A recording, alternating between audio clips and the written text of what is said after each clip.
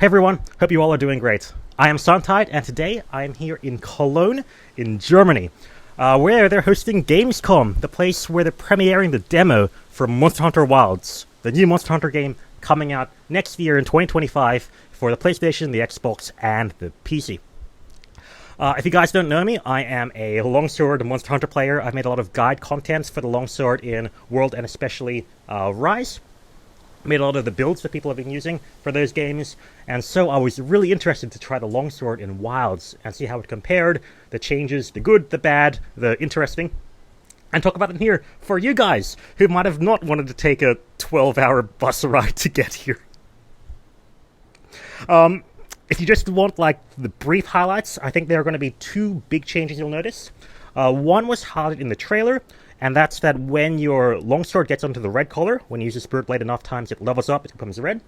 You unlock a more or less a new moveset that changes the moves pretty drastically. They're called the Crimson combos, I think. They're called the Crimson attacks, is what it's called in-game, and I guess that's what people are going to call it in general. Your Crimson attacks are much stronger, much faster, and they're pretty cool and pretty interesting. And the second change is that a lot of your attacks, especially your Spirit Blade 2, the second attack you do in the combo when you press the right trigger button, when you do that attack, you can pick any direction and move in any direction when you attack. Sort of like the Fate Slash when you press the two normal attack buttons at the same time and you can move. So now the Spirit Blade 2 can move around and lets you attack in any direction, which is nice and convenient. I'll talk about those two in a bit more detail later on. But for now, just quickly some general thoughts on the game. In case it's a surprise at all, it seems really good. It seems really fun. I was only able to play one quest, and we ended up fighting this monster called the Chatacabra. It's sort of like a combination of the Tetsukabra, which was in Monster Hunter 4, and the Tetranodon, which was in Monster Hunter Rise. Before you fight this monster, there's a rather long cutscene. Honestly, I think we spent more time watching the cutscenes than we spent playing the game. But there's a cutscene. Your hunter now has voice acting in the cutscenes, which, to my understanding, is actually new for the mainline Monster Hunter games. So your character voice acts. There's a really cinematic gameplay experience where you're riding your they call it the Sacred or the Sacred, which is basically this emu thing. You run around, you fly, you use your replacement hook thing to grab screamer pods, and you shoot them at the monsters to save an ally. That goes on for a while, but eventually, once you do that, you start your quest to hunt the Chatacabra. The gameplay for that introduction section, I think, is pretty interesting. It's personally not like the type of thing I play Monster Hunter for. I'd save the cinematic experiences for other types of games, but for this type of action game, I'd rather go all and go difficult stuff. But it was fun. I think it warmed you up, and it acted as a nice tutorial for how the Sacred works and how your Slinger works. But when I was done, it was Longsword time. Went in, grabbed the Longsword, practiced on this training barrel for a while, and then it went off to defeat the Chatacabra. So with those general thoughts out of the way, let's go to the more specific Longsword stuff. I think overall the Longsword in Wilds is sort of a combination of the best bits of both Rise and World. If you've only played one, I'll try and describe it as well as I can. But yes, so they sort of took the best bits of both and put them together to this sort of cool, hybrid Longsword style, which is nice. Though there have also been a few original changes. One of the more smaller, subtle ones is that we have a new move in the attack string. So your normal attack string, if you just press the attack button, the triangle button on the PS5 or the X button on the Switch, you had an overhead slash, step slash, thrust, rising slash. In Wilds, if you just keep pressing the triangle button, you have a different attack, which is the Crescent slash. So you go overhead, step, Crescent slash, and then you can either go overhead again or into the rising slash. So we have this new basic attack string. You probably aren't going to use it very much, but it's interesting. If you've played Rise, the Iai Slash is very similar, so you have some cool new changes. So if you don't know, if you've only played World, the Iai Slash, where you put your sword in the sheath and you do the two basic attacks with the X/triangle button. When you do that in Rise, you can follow it up with your Spirit Blade 2. If you press the right trigger, you do this wide swing, which overall gets you into the combo where you can use your Spirit Round Slash and power up your Longsword. So, like in Rise, you do manage to still get to that Spirit Blade too, which has overall been buffed, which I'll get to later. They did subtly change a few really small things, like how different moves combo into other moves. So in Rise, when you try to use the Spirit Blade, your next follow-up is going to be the stab, the thrust, but in Wilds you now do the rising slash by default instead, which is fine. It just sort of throws you off when you're like expecting to do one move and you do the other. It'd be a bit annoying when you like go back and forth between games, but it's cool, it's interesting, it's nice. A lot of the other moves are more or less kept the same. So the Iai Spirit Slash, where you sheath your sword and you do the counter with a right trigger button.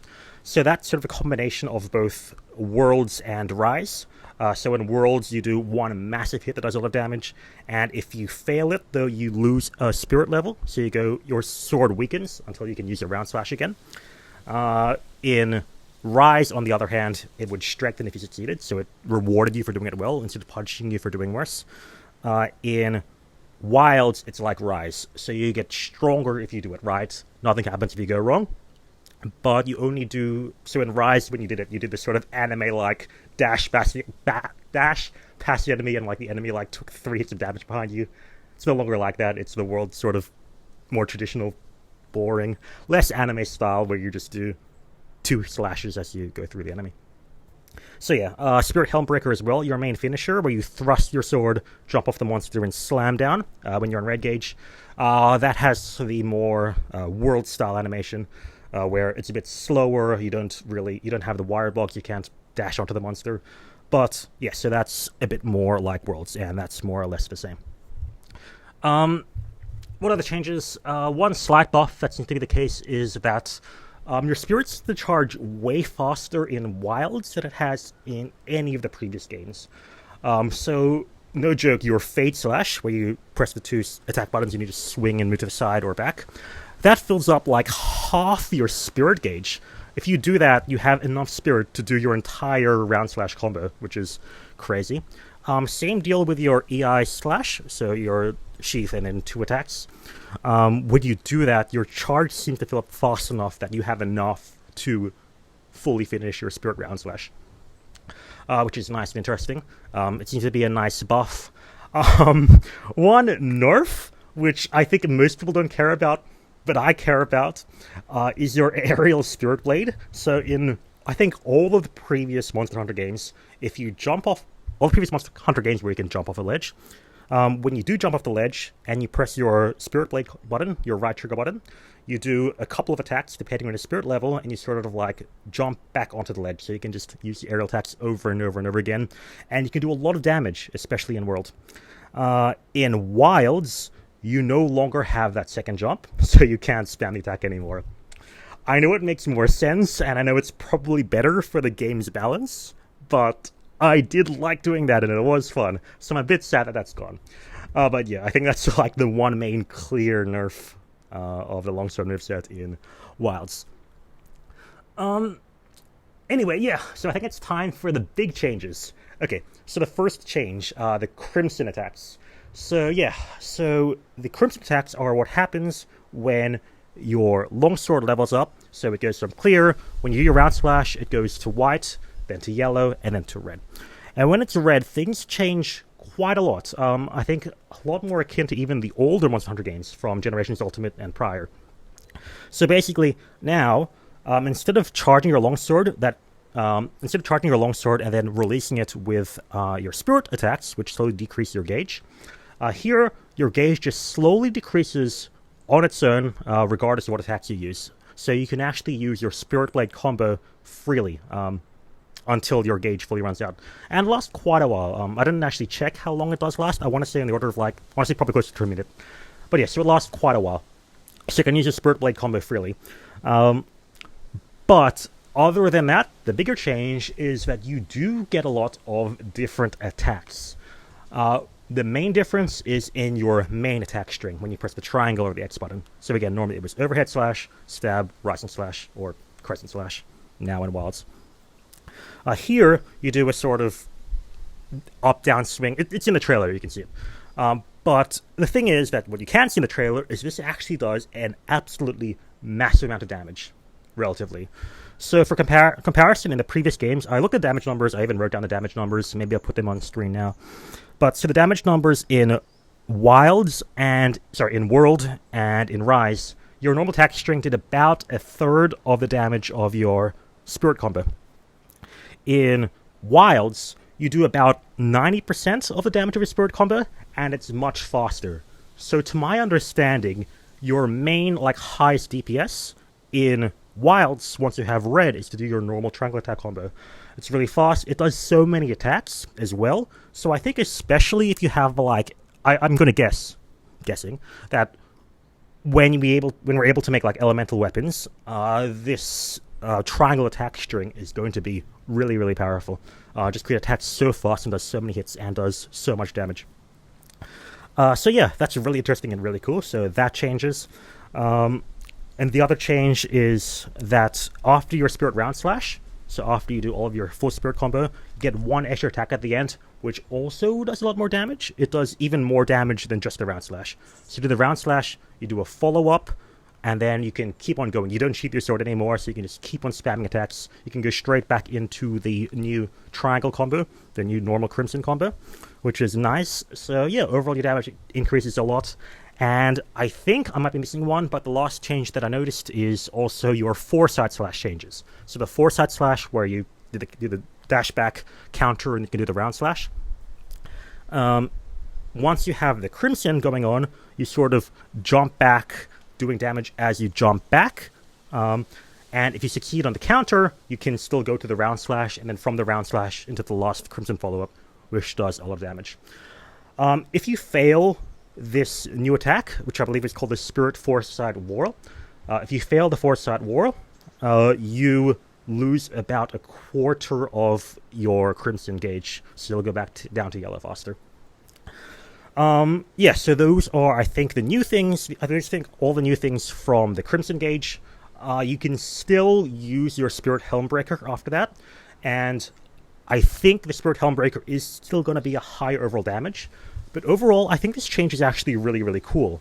The reason being is that, at least for me, because I am really ham sometimes when I fight a monster, I try to use the Spirit Helmbreaker as soon as I can, and then fail or miss half the time, especially in World where the attack is so much slower than in Rise.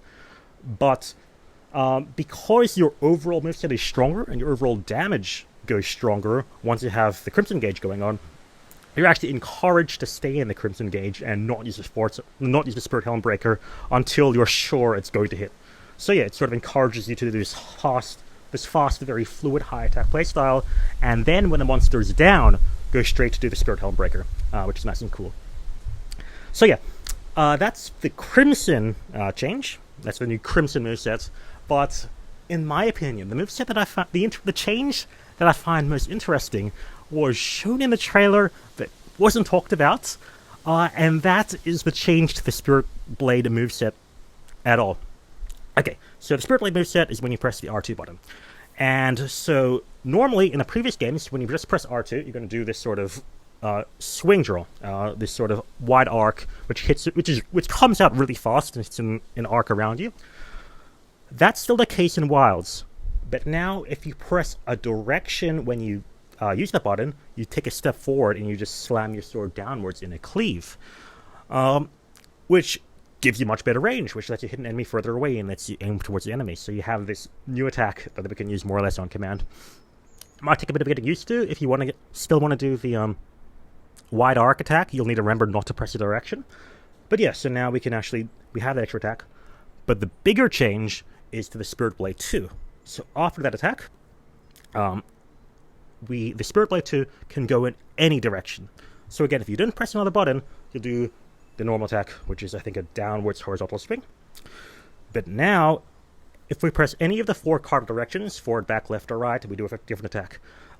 2 of those we see in the trailer. I believe the forward one and the left one. So the left one is 2 swings as you go to the left. Right one is the same thing in the other direction. Forward looks a lot like the drawn double slash from Rise, which is cool. It's nice to see that come back in some form. And it's sort of the same when you go backwards. So in many ways, this is like the Fade Slash in the previous Monster Hunter games, where you're able to do an attack and move. But this is really cool for a few reasons. I think the main one is it's very practical. It lets you avoid an attack, or it lets you stick onto the monster. If the monster is going away, you can chase after it by stepping forward or step around it to hit a particularly weak point. Makes you very strong. Makes you feel super cool. The other nice thing is that Spirit Blade 2 is very common. Like, it's actually a move you use a lot, or at least I use a lot, because so many attacks shortcut into Spirit Blade 2. If you do the Iai Slash, after the Iai Slash, you can do Spirit Blade 2. So you can dash into the monster, or dash away from the monster, or dash around it after Iai Slash. Or even Fade Slash. So you can do the Fade Slash, step to the right, and then sort of step back to the left with Spirit Blade 2, or continue going around the monster, or go forward or go back. So these changes to Spirit Blade 2 are really, really cool, and honestly, I think that's like my personal favorite change. I think it's amazing. It makes the longsword feel so much more fluid than it already has before. So yeah, if you get a chance to play this, test that out. That Spirit Blade 2 change, I think it's great. What else is there? Yes, the focus mode changes. So if you press the left trigger button, you sort of lock onto a monster or a point. You highlight the weak points of a monster, or parts that are weakened, and then you can do extra stuff to it. So the focus mode is sort of a replacement for the clutch claw mechanic in World, or the water effect in Rise, where basically you can make parts weaker. This happens by default in the game if you just attack the same part over and over again. If you keep attacking the same part, eventually it'll soften, and you'll do more damage to that point. Which is nice. So if you are able to keep focusing on the same point, you just do that, and you do a lot more damage that way. The focus mode for the longsword unlocks one new attack. It's basically like a stab, and then you like bring your sword up. Does a decent amount of damage, and to my understanding, after that, the part is no longer weakened, and you can do some other attacks after it. It did decent damage. I didn't record the damage numbers. It was really hard to, and it's hard to be consistent on monsters because I don't know what weak point attacking. But I'm not so sure how to feel about it. Maybe there are more moves than I was able to see in this demo. But basically, to my understanding, if you're able to focus on the same part consistently without relying on this one attack, the extra weakness of the spot is going to be way worth it if you can just use your normal strong attacks, stuff like your Spirit Helm Breaker, or your Iai Spirit Slash, or even your new normal Crimson attacks. You can do those.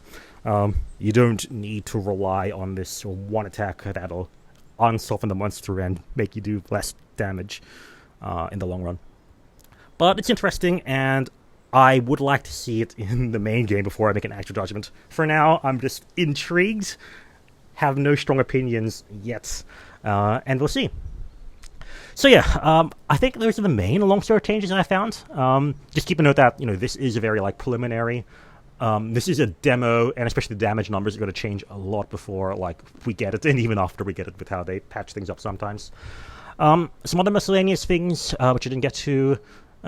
I think the trailer that I saw implied you couldn't control your mount, like it was mostly an auto-run thing, sort of like how it was in World. But it's actually more like how it was in Rise, where you can make it auto-run to the enemy, but you can also just control it and ride around the field and jump off your monster with your very saddened aerial Spirit Blade now. But yes, so it's the best of both worlds. But it is overall closer to the Palamutes in Rise than it is to the Tail Raiders or whatever they were called in World. What else? I guess some bad things for some stuff that I'm sure they will improve before we get the game. The game did feel a bit laggy, like I had frame rate drops every now and then. So this demo we played was on a PS5, running on actual hardware. That was told to me by the rep who I asked. Thank you to them.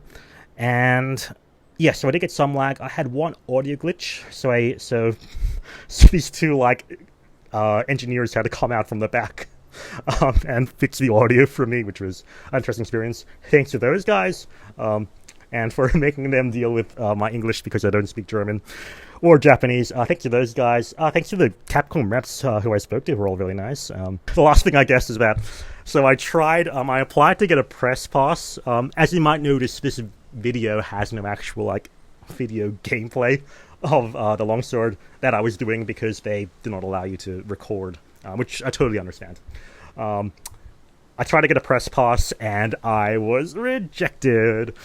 I guess it happens to everyone. No, it turns out the main metric they use for press passes is subscriber count, of which this is not the threshold they would like. So if you would like to see longsword gameplay with an official press pass trailer, like and share and subscribe, I guess. Also, more generally, if you want to see more longsword content, I should be around for WILDS, making guides, builds, and all of those things when it does come out. So yeah, if you want to see that, like and subscribe, check out some of my old World and Rise content if you're interested. And yeah, thank you all for watching. Happy hunting if you are in Cologne, or when you play the next demo. And yeah, I will see you all next time. Bye. I think it's recorded now. Okay, quick 10-second Switchaxe thoughts. I've got nothing. It's cool. They've changed a lot. I need to go on vacation like right now. See you. Do you want to come with us to the station? I guess so. Fine, let's go.